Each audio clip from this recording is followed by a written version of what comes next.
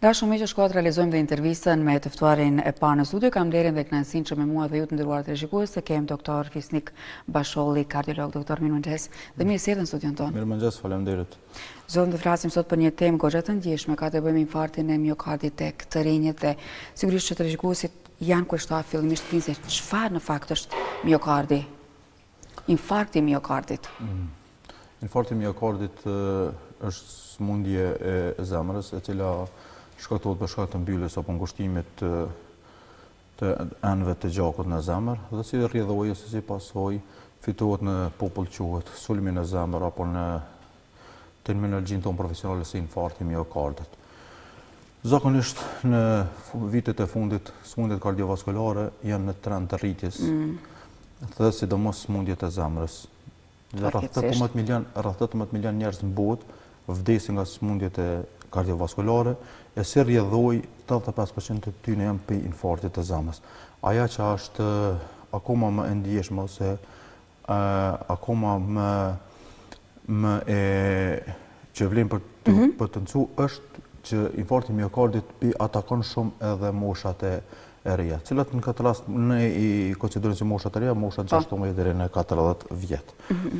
Dhe si pasojë kostoja e trajtimit, si dhe kostoja e menaxhimit smundjes pas infarktit normalisht edhe në aspektin profesional, edhe në aspektin ekonomik ndikon më shumë në shoqëri dhe në zhvillimin e shoqërive për shkak se i atakon moshat funksionale dhe si rrjedhoi smundja ose problemet kardiake të moshat të cilat konsiderohen mosha funksionale në kuptimin edhe zhvillimin social dhe jetësor, atëherë kjo është një situatë alarmante e cila duhet të ndërmerret edhe duhet të trajtohet seriozisht qoftë nga institutet, në këtë rast Ministritë e Shëndetësisë, qoftë nga edukimi shëndetësor i të rinjve rreth smundjeve të zemrës, po ashtu edhe faleminderit për ftesën qoftë nga ju për opinionin dhe sensibilizimin e popullatës, në këtë rast e moshave të rrezikuara rreth këtyre problemeve. Doktor, po cilat janë këto shkaqet më të shpeshta që kanë çuar në rritje të këtij problemi shëndetësor tek moshat më të reja? Ashtu siç e potencova më herët, zakonisht çdo i 10 pacient me infarkt miokardit konsiderohet që i takon moshës të re. Ndërsa 20% prej këtyre i takon moshës 20 deri në 40 vjet. Shkaktarët kryesorë të cilët e shkaktojnë infarktin e miokardit tek të rinjit na i quajmë shkaktarë të modifikueshëm. Cilët janë shkaktarë të modifikueshëm dhe jo të modifikueshëm? Jo të modifikueshëm zakonisht janë këto smundjet kronike të cilat nuk varen dhe nuk modifikohen prej vet organizmit. Për shembull, smundjet hipertenzive, smundjet e anëve të gjakut, smundjet gjenetike, diabeti i cili po ashtu është i pa modifikueshëm si smundje i trajtueshëm. Ndërsa të rinjit zakonisht janë shkaktarë modifikues. Cilët janë shkaktarë modifikues? Është konsumimi i tepërt i dohanit, i cili mund të modifikohet, mund të mos konsumohet, konsumimi i tepërt i substancave tjera stimuluese, droga të ndryshme, konsumimi i tepërt i substancave steroide të cilat një pjesë e sportistëve tanë i shfrytëzojnë për aktivitetet e tyre sportive. Po ashtu stresi i shumtë, sidomos në decenien e fundit, pa çrregullimi i gjumit, domethënë mos përcjellja profilit të ndyrët ose dislipidemia, pacientët të cilët për shkak të mos aktivitetit fizik, për shkak të mos kujdesit në regjim të ushqimit, mos kujdesit ndaj dietave të shëndetshme, shkaktojnë një rrezik shumë të madh për shkak të problemeve me yndyrna në gjak. Pastaj edhe janë faktorët e tjerë të cilët janë faktori gjenetik, i cili është në këtë rast i pa modifikueshëm se nuk mund të tërsohet, por që kërkon kujdes të veçantë. Diabeti, smundja e zemrës, smundja e sheqerit po ashtu ndikon shumë direkt në smundjen e zemrës.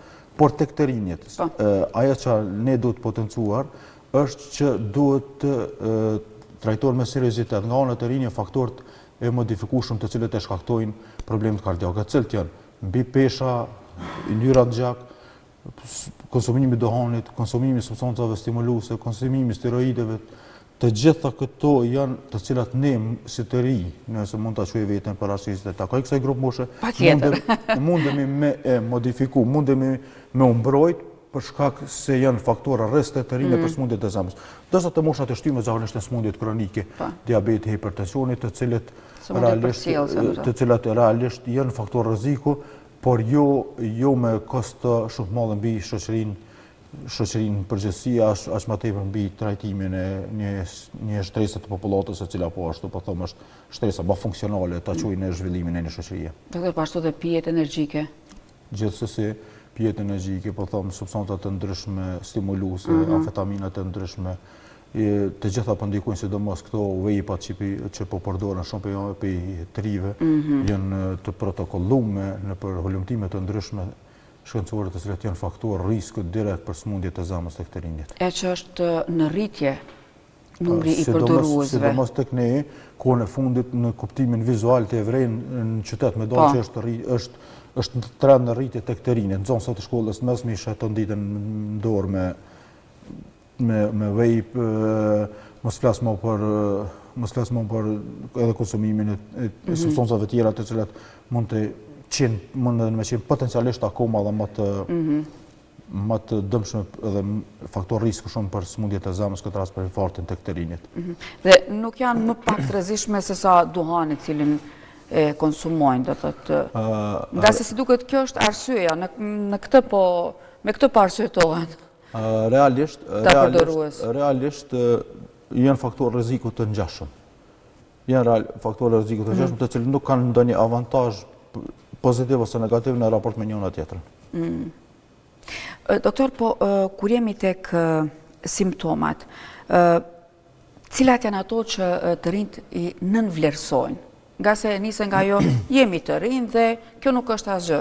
Po. Cilat do qofë për simptomave? Pra po thëmë, nëse një iri i nështrohet këtij stili të jetës, nuk do të nënvlerësoj asnjë simptom e cila ka të bëj me problemet e zemrës, cilat janë dhimbja e gjoksit, mundimi, her pas here vjelja, reflektimi dhimbjes gjoksit në shpinë, në nofullat e poshtme.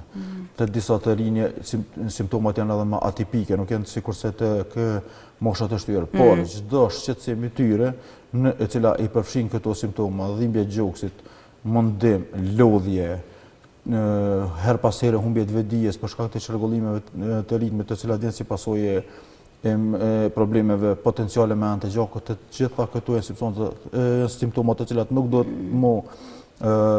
me njanu, ose nuk do të mund në nënvlerësu për anës të pacientit, po me njëherë dhe në mirë sa më të shpejt do të kërku konsulta e mjekut, qoftë mjekut familjar fillimisht, pastaj edhe të kardiologu ose specialisti i fushës në këtë rast. Do të në momentin kur paraqiten disa prej këtyre simptomave, atëherë të mos presim, por me njerë ti drejton mjekut.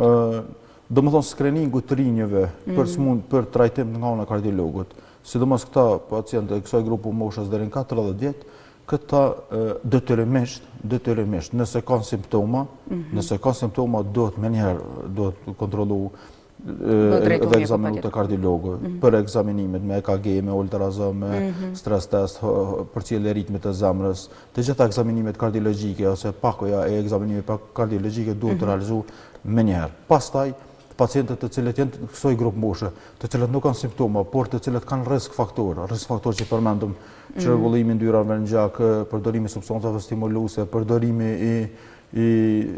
i duhanit, të gjitha këto, edhe pse është pa simptoma i 2 herë vjet duhet të bëjë gjithçysh një check-up kardiologjik tek një kontroll të kardiologu për me e përcjell profilin e ndyrave, me përcjell faktorët të rrezikut. Ndërsa pacientët të cilët në këtë rast janë të shëndosh edhe nuk kanë as faktor risku dhe as nuk kanë probleme të ngjashme, ata zakonisht në 2 vjet është e nevojshme me e përcjell ose me bë një kontroll ose një ekzaminim të kardiologu. Kështu që të gjithë ata të cilët veç manifestohen me simptoma duhen menjëherë.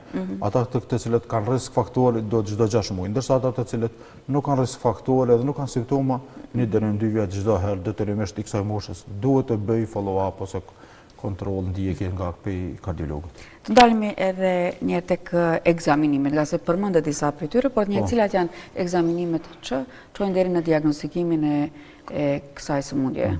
Infarkti miokardit përveç anës klinike, për shembull pacienti vjen ose personi ose kushdo qoftë, ai që ankohet, zakonisht përveç anës klinike që është manifestim me dhimbje në gjaks, reflektim në shpinë, reflektim në nofullat e poshtme, djersitje, rënje tensione, çrregullime të ritmit, përveç këtyre simptomave të cilët mjeku i vlerëson në anën klinike, fillojnë edhe egzaminime të bazë të fillu prej EKG-s, enzimave kardiake ose analizave të cilat direkt janë të lidhura me smundjen e zemrës, këtë rast sulmin e zemrës ose infarktin e zemrës, pastaj ultrazar i zemrës, si dhe më njëherë nëse diagnostikohet është trajtimi i më njëhershëm përmes koronarografisë ose angioplastikës koronare, të cilat na në klinikë veç e kena pjesë të përditshmërisë ose rutinës tonë të punës. Domthonjë pacienti i cili ka infarkt detyrimisht brenda 2 orëve të para që orët standard do të më nështru intervenimit koronar, hapja e anës gjakut, qoftë me balon, qoftë me stent, qoftë me balon ilaç, do të trajtu nga ona e kardiologët intervent. Te trajtimi, do thotë, është gjithmonë ajo frika dhe ndëgjon nga, jo vetëm nga të gjithë pacientët, nuk dua që të mësohem me terapi. Do thotë, mendon që në një moment të caktuar marrin terapin, përmirësohet gjendja dhe më pas bën një farë forme vetëm mjekohen. Zakonisht pacientët të cilët kanë pësu infarkt dhe janë trajtu për kardiologët intervent në këtë rast, është protokoll i veçantë, nuk mundet me zgjedh as pacienti as doktori se si duhet me u trajtu. Fjala është për ma vonë dikur, në momentin kur nëse doktori e trajton në këtë rast, te i kalon ndoshta faza e rrezikut. E hap arterien e zemrës, te një pacient me infarkt, sidomos ta mosha së ri, është protokolli i veçantë i cili është ekuivalent me edhe me smundje tjera shoqëruese. Sa do të vazhdoj terapia, si do të vazhdoj, kjo nuk është fonton dëshirës ose çështje individuale, kjo është protokoll i cili pacienti duhet të respektoj këshillat e mjekut, por mjeku nuk do ta trajtoj pacientin, sipas protokollit të vet, po sipas protokollit të cilët janë protokolle të aprovuara nga shoqata kardiologëve dhe normalisht në atë protokoll do të ndjeket. Megjithëse mjekësia nuk është institucion i cili i detyron njerëzit për vetëshërim. I rekomandon, kardiologu nuk mund ta ndjek një pacient në jetën private dhe sapi përdor terapit apo jo. Ja rekomandon terapit dhe është e thjesht nëse pacienti ka respekt ose besim reciprok ndaj mjekut i cili në këtë rast ja ka shpëtuar jetën, se po mos të shaj intervenim koronar në infarktin e miokardit, normalisht sot është standardi i arti edhe jetë shpëtues për pacientët të cilët kanë infarkt. Po që se nuk intervenohet, pacienti potencialisht gjasat janë shumë të mëdha për me e vdek, qoftë intrahospitalor, qoftë në kohë interval, kohë shumë të shkurt, jashtë pasi që del nga spitali, ndërsa tash je gjatësia edhe tek pacientët me infarkt miokardit të cilët intervenohen në situatën ose në intervalin kohor që na quajnë na si intervali kohor i artë, 2 orë të para pas, domethënë jeta e tij kualitative, të cilat janë shumë të rëndësishme ato nuk ka ndryshu në kuptimin, përveç në kuptimin psikologjik, i cili pacienti normale përjeton që ka pas një telashe të mëdha me zemrën, përndryshe në kuptimin social, në kuptimin fizik, kuptimin e frytshmërisë ndaj jetës, nuk ka me dallu për një pacienti i cili potencialisht akoma nuk është smut. Tash në këtë rast nëse i bojnë krahasimet ata mes vete, a ma mirë me qenë funksional edhe me përdor terapin, apo më fillu vetë trajtim edhe potencialisht me pas probleme të nesërmen për shkak të një arrogancë ose mos respekti ndaj një terapie që i ka shku. Besoj që te audiencia që nuk ka ma si pacientat të cilët nuk i përfillin dhe nuk i aplikojnë rekomandimet në këtë rast këshillat e mjekut, në këtë rast kardiologut. Kërkohet disiplinë. Duhet të jenë sa më të disiplinuar në trajtim. Kjo është shumë e rëndësishme. Përveç kësaj, si preventiv, ndoshta edhe nuk e potencum, është edhe aktiviteti. Patjetër, do të ndalshëm edhe tek parandalimi si do të mund të parandalonim këtë problem. Dhe cilat janë ato? Si mos a parandalu, se zakonisht tek të rinjit është përfilja e kontrolleve të kardiologu në bazë të aty një informacioneve që dash ata të cilët kanë probleme me shku ma shpesh, çdo 6 muaj ata të cilët nuk kanë probleme dhe nuk kanë simptoma në interval më të rrallë, por gjithsesi duhet të jenë pas moshës 40 vjeçare në kontakt me kardiolog, sidomos një herë në vit.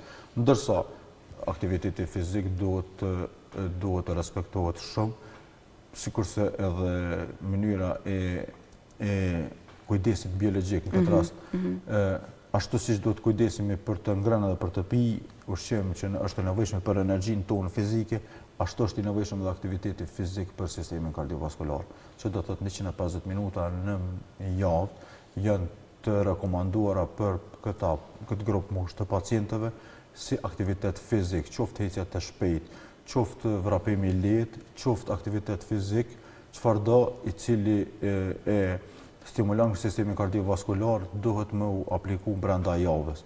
Pastaj dietat e ndryshme, shmundja e yndyrave të ngopura, rregullimi i profilit të yndyrave në gjak, rregullimi ose optimizimi i profilit ose i vlerave të yndyrave, në këtë rast i LDL-s që është yndyrë specifike si dhe në këtë rast si faktor risku në smundjet e zemrës. Të gjitha këto janë faktorë të cilët një i ri mundet mi modifiku, me i rregullu për veten në mënyrë që të jetë më kualitativ jeta e tij se sa ti shmong qoftë aktivitetit fizik, qoftë shmong natyrës së ushqimit, edhe nëse vetë organizmin e lën njëri e trajton si elektron i lirë edhe me po çka don në karshi jetës sociale, normalisht çrregullimi i gjumit, stresi, konsumimi i dahunit. Na mbyti stresi, doktor. Mos trajtimi i profilit të yndyrave, plus faktorë gjenetik, plus smundje tjera shoqëruese, gjithsesi do të jetë pashmangshëm problemi i kardiak, sidomos në këtë decenien e fundit ku ka një rritje fulminante, ashtu siç e thënë kanë 18 milion njerëz në botë vdesin çdo vit nga smundjet e zemrës. Fatkeqësisht, doktor. Përmendet pak më herët dhe gjendjen psikologjike të pacientëve. Përjetojnë më shumë ankth pas përjetimit? Unë mendoj që është një prej problemeve më sfiduese e cili do të jetë edhe besoj problem i të ardhmës tek pacientët me probleme kardiake. Ne e trajtojmë smundjen, por në këtë rast duhet të trajtohet edhe pacienti. Jo vetëm smundja infarkti miokardit në këtë rast paraqet problem për një pacient. Ne të gjithë çka kemi edhe punojmë sidomos në pacientët me infarkt miokardit ose me sulm në zemër, të gjithë këta pacient normalisht unë ta quaj ashtu mbesin disa mbetje ose sekuela psikologjike të cilët vazhdimisht e përcjellin pacientin çdo kohë. Ç'do të thotë? Edhe nëse pacienti pas një sulmi ose infarkti nuk ka asnjë problem tjetër kardiak, çdo simptome tina që manifestohet me një dhimbje therrse në gjokës, që manifestohet me një ankesë tyrës ai takon regionit të gjoksit, ai me njëherë e ka ta quajmë ashtu si alarm buton që diçka me zemrën e tij po ndodh. Domethënë është një faktor psikologjik që duhet të trajtuar edhe duhet të bind pacienti që infarkti ka ndodhur, trajtimi është suksesi i trajtimit është i shkëlqyeshëm në këtë rast, por jo çdo problem tjetër që manifestohet rreth tij do të jetë problemi i zemrës, që është një prej faktorëve psikologjik, pra po them të gjithë ne që punojnë në sferën e kardiologjisë, mos kardiologjisë intervente me infarkt dhe tek të cilët mbojnë follow-up ose ndjekjet e pacientave, të gjithë shumica atyre vujnë nga një kompleks psikologjik i cili her pas here manifestohet me ankesë ose gjendjen e ankthit që prap mund të ndodhë, prap mund të përsëritet, si do të jetë situata nëse unë vazhdoj të mëkohen me këtë kompleks të terapisë, por ata duhet ditë, pra po them, nuk dallon kvaliteti i jetës në kuptimin e funksionimit normal të një pacienti që trajtuar në kohë të caktuar, është trajtuar me rezultat të mirë në kuptimin angjiografik ose koronar në raport me një pacient tjetër të shëndosh, përveç që duhet përdorë terapinë, duhet ndjek me disiplinë, rekomandimet dhe këshillat e mjekut, edhe normalisht mas një kohë nëse zemra nuk është dëmtuar, reduktohet edhe terapia dhe kvaliteti i jetës tina është ekuivalent me të gjithë. Këta mund na shohin edhe pacientët të cilët sidomos kanë kontakt direkt edhe me mu si mjek i tyre, të cilët i besoj që ajo se çka po potencojnë në këtë rast veç kanë ndodhur në etapat e trajtimit të tyre. Kanë pas terapi më shumë, janë trajtuar, është reduktuar terapia. Janë kthyer jetës normalisht. Pra po them, disa kanë edhe aktivitet rregull sportiv.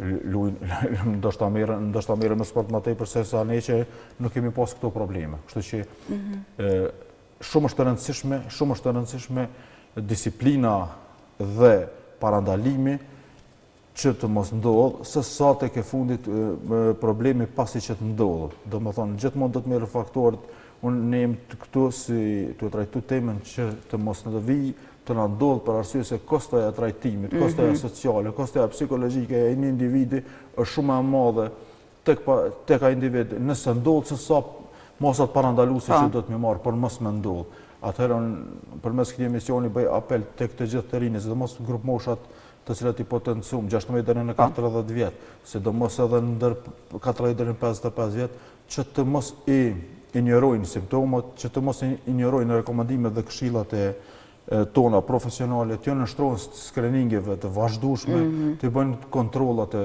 vazhdueshme dhe konsultat e vazhdueshme në mënyrë që të menjanojnë mundësinë e shfaqjes ose sulmit në zemër për shkak të neglizhencës së tyre. Doktor, nga njerë dhe smundjet kardiologjike din të jenë dhe të fshehta, të mos shfaqen ndoshta edhe simptoma.